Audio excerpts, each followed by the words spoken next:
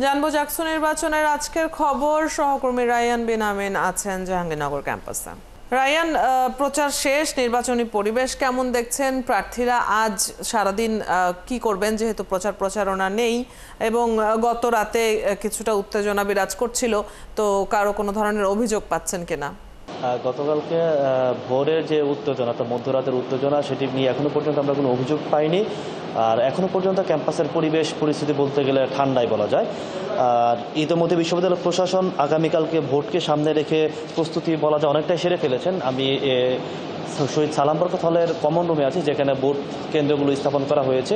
এখানে আমরা 8টি বুথ দেখতে পাচ্ছি। এরকম প্রত্যেকটা হলে 8টি 10টি করে বুথ স্থাপন করা হচ্ছে বিশ্ববিদ্যালয় প্রশাসনের পক্ষ থেকে, যেখানে এই গোপন কক্ষে আসলে শিক্ষার্থীরা আগামীকালকে ভোট দেবেন। তা 33 বছর পরে অনুষ্ঠিত হওয়া জাতীয় নির্বাচনে তারা কাদেরকে তাদের প্রতিনিধি বানাবেন, যারা সিনেটে তাদের দাবি দাওয়া নিয়ে কথা বলবে, সেই বিষয়টি কিন্তু আগামীকালকে এই ভোট কেন্দ্রগুলো থেকে, অর্থাৎ এই গোপন যে কক্ষ আছে এখান থেকে আসলে নির্ধারিত হবে।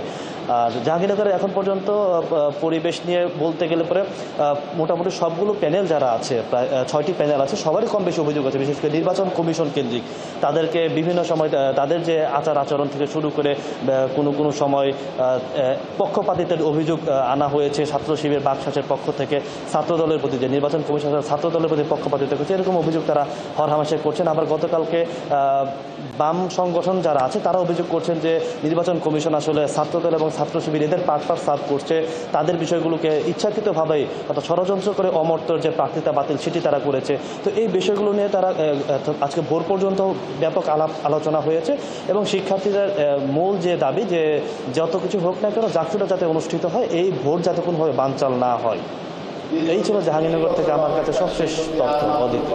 আপনি আছেন ক্যাম্পাসে রায়ান, আগামীকালকেই যেহেতু ভোট, নিশ্চয়ই আরো খবর আমরা পরবর্তী সংবাদগুলোতেও জানবো। ধন্যবাদ যুক্ত হবার জন্য। দর্শক, সহকর্মী রায়ান বিন আমিন আমাদের সাথে যুক্ত হয়ে জাকসু নির্বাচনের খবর জানিয়ে দিচ্ছিলেন। আগামীকাল জাহাঙ্গীরনগর বিশ্ববিদ্যালয়ে নির্বাচন।